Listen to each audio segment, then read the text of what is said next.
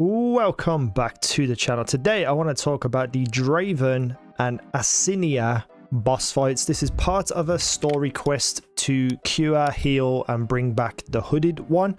And apart from these two bosses, there is a third boss as well, which I'm going to talk about in another video. But Draven and Asinia particularly have similar mechanics. They call each other into battle as backup, but each fight is drastically different, and I think Asinia is the hardest of the two bosses, so I'm going to go with the Draven fight first. Now, Draven fight is fairly chaotic. It's mainly a melee battle, but he will also have some devastating range moves. His specific attacks on close range, just his normal attacks, are very easy to dodge. You can just keep dodging around him, hit him, dodge, hit him, dodge, hit him, dodge, and he really just can't hit you. His next attack that is melee based, he will do a rush of flurry attacks where he just keeps swinging his sword. You don't want to be in front of this. You can dodge around it, but he will also turn to continue his flurry. So whenever you see this, if you can, just dodge out the way and keep out of the way. He usually does about 4 melees and ends up with a big swing at the end.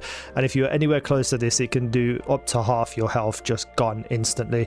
So it's a very hit and run type of fight for the most part. But if you have some big damaging moves, like for me, I'm using my monk, all I need to do is strike him 4 times and then drop my bell on him and keep hitting the bell, and it's my big damage move. So you can see in the footage that I'm not really doing particularly too much damage, but I'm keeping myself alive, doing damage where I can, and then when I get the bell, I can really nail him with some damage. So his other move is essentially a semicircle of flying bullet projectiles that go out in a cone away from him. You can't really tell when he's doing this. He might make a specific sound or noise, but essentially it's going to be what he uses throughout the fight quite a lot. Obviously, if you can, you want to be behind him as he starts to do this, because he only fires it in front of him the way that he's facing. If you are behind him, you won't get hit by this and you can just lay in some damage. If you are in front of him, all you need to do is be at a bit of range, because the projectiles split up and you can just walk through the middle of them. At the start of the fight, you'll see this happening pretty much just once, a single swing with loads of projectiles. As you get him down in health, he'll do 2, one after the other. He can turn and fire it towards you if you are behind him, but the majority of the time he'll just do 2 straight in front of him. So this is a fairly easy move to dodge. However, if it does hit you, it does do big damage, so just be aware of always dodging and getting behind him when you can. I found myself running a lot in this fight for varying reasons we'll talk about in a second, so having a range attack that can do decent damage is good, because while you're running around, you can throw it at him, continue to run around and dodge the things that you need to dodge. I'm using my glacial cascade, which, you know, towards the end of the move, the icicles that fire out, if you hit with the last point of that move, it does big damage. So I'm trying to stay just enough away from him where I can keep hitting him with that damage while dodging all the other stuff that I need to dodge. And let's talk about what you need to dodge. So you will hear this boss scream for help for Asinia to come and join, and you'll see a green spirit fly into the map. Whenever you hear this, you need to stop doing whatever it is you're doing completely and start to run away. Asinia will place 4 circles on the floor that follow you where you go. If you get stuck in these, you will potentially die, because not only will it do big damage, it's going to put you into position where the move that Draven does alongside this could absolutely annihilate you. Now, this move can happen outside of this little experience with Asinia, but more often than not, it will happen with Asinia. And what Draven does is he'll slam his sword into the floor and he'll send out a beam of green flames ahead of him. If you are in the center of these flames, the little dark green path down the middle, he is essentially going to do another big hit where something will blast towards you, a projectile will blast towards you. You want to dodge this perfectly if you are stuck in the middle. If not, it's going to do big damage that is quite dangerous for you to just die instantly.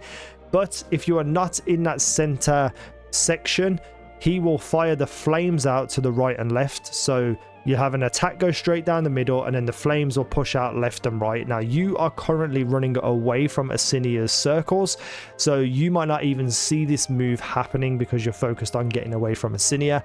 You might accidentally run into Draven's move and take big damage. So what you essentially want to do is when Asinia is called in, you need to look at where Draven is in the fight, because more often than not, he won't move before he does this big slam move. So you can roughly see or feel where exactly he's going to be on the map, but you don't know which direction he's going to be facing. So you just need to make sure that you are perpendicular with him. I think that's the right word. You are to his side so that you can just dodge all of Asinia's circles away from where he's going to do his flames that extend out towards where you essentially will be. If you can see on my screen, you can see me running away from it. I'm not really caring too much about where I go, and a couple of times I get caught and hurt pretty badly. So you just essentially want to go, so your best bet is wherever Draven is, you want to go to the closest corner to him, depending on where he's looking, if that makes sense. So best case scenario, you want to be behind him when he does this move, but all the corners are the best places to be while you're running away from Asinia, because whether you're on the other side of the map from him or next to him, in the corners is where you're going to be most safe. And like I said, if you do get caught up in the green flames, you just need to have a perfectly timed dodge to not take damage at all. It's very hard to do, especially when you're running away from Asinia, because you don't want to get caught in her move.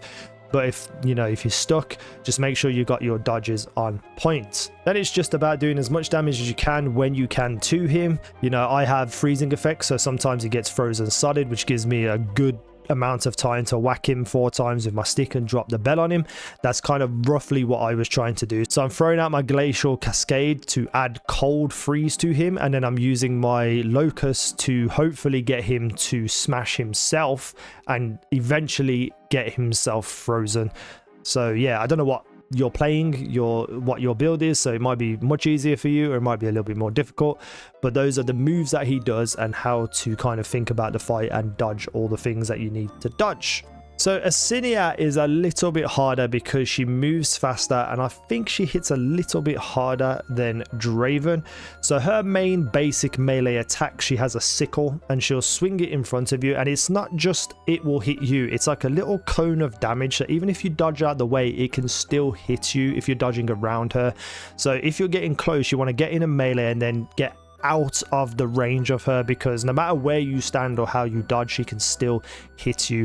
Asinia would do a couple of melee attacks in that little cone damage, but then she can do a whole big spinning move where she'll attack all around her. At that point, you don't want to be close to her because you will take a good chunk of damage. The next move you might recognize is the move that she does in the Draven fight, and what she will do, she will teleport somewhere, usually quite close to where you are, and do splash damage as she lands in an AoE effect, and then she'll start to throw the green circles on the floor. So if you ever see her teleport or she disappears off your screen, just roll away and start running. Just avoid this completely, just like you did in the Draven fight, because if you get caught up in it, it's quite devastating, especially later on when Draven joins the fight. It's kind of the reverse of what you've seen in the Draven fight, but a little bit more difficult.